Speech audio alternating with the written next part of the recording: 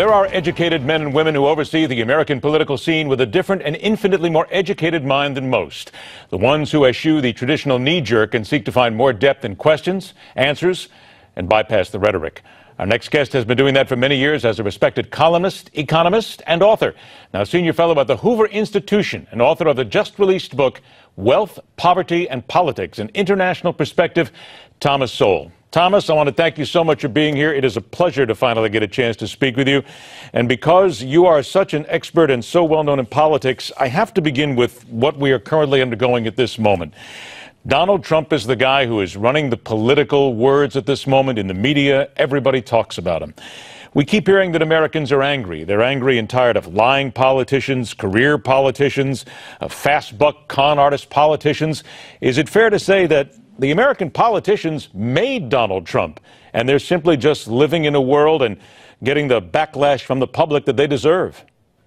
Yes, I think that particularly the Republican followers feel that they've been, taken for granted. They vote people in to do things, the people get there and they don't do them. How do we then get to the point, with all I just said, lying politicians, angry citizens, how then do we get to the point to make people once again trust their elected officials?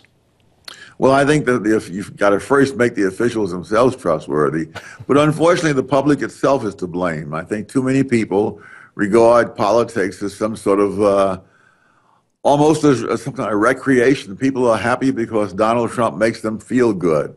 Well, we don't hold elections to make people feel good. We hold elections to find people who have what it takes to have the life and death of millions of Americans and the future of the country in their hands. What does it then say about us as a people if we have individuals, as you just said, that are involved in the life and death of us every single day? As I've said many times, the guy or the gal holding the nuclear codes, and we don't do the research. We don't learn about them. All we want to do is feel good. What does that say about us?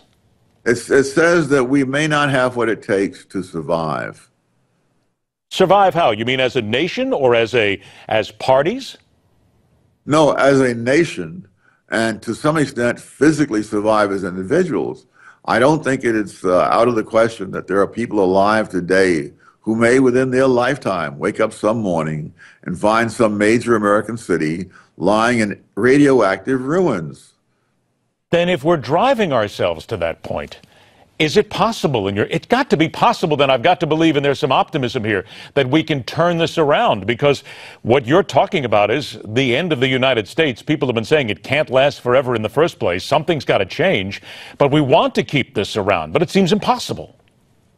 Well, it's not impossible, but everything does depend upon whether people regard elections as a serious activity to pick leaders, or they think of it as some sort of recreational things. For example, in most elections, the media are always happy when there's a big turnout. Elections are not held to have big turnouts. They're held to select people to hold enormous responsibilities in their hands. And if we pick someone for the next president of the United States because he makes us feel good with what he says, we have learned nothing whatever from what's happened with the current president. Thomas, what happened here in America, in your opinion, that allowed us to become a dumbed-down nation? Oh, it happened, gradually, so that it was not something that's noticeable. But I think one of the things, one symptom, is reducing the voting age. I would say the argument could be made the other way for raising the voting age to about 35. Since most people, or great millions of people, don't even become self-supporting until they're nearly 30 and sometimes beyond. You have people who have no personal experience, just taking care of themselves, voting on what other people are saying and whether it sounds good. I only have about a minute left, and I need to ask you this. The National Bar Association has a survey out that says only 24% of white Americans, 19% of blacks believe the nation is close to achieving racial equality. That's distressing. We're getting worse, and a lot of it is the current administration, is it not? It is. But again, I think that the people who are most hurt, I think, are the biggest supporters of the administration, including young people, for example, who, they may or may not find Social Security there when they reach 65. Do you fear that in The next 30, 40 years, we still won't be able to reach racial equality? I don't think so. I think that trying to reduce gaps and things, I think, is really something that you need to make opportunity available to all. What people will do with the opportunity is another question entirely, and largely outside the province of the government. There's so much that we could talk about. I could actually do this for hours because there's so many other questions, but what you've given us is a wealth of knowledge. I want to remind everybody, the book once again is Wealth, Poverty, and Politics, an International Perspective, and it is written by Thomas Sowell. Thomas, thank you so much for being here. I certainly hope we get a chance to do this again. I would love the opportunity. Thank you. All right, take care. Words to think about as we move forward as a nation that hopefully will exist. Stay with us. The fastest 60 minutes in news continues.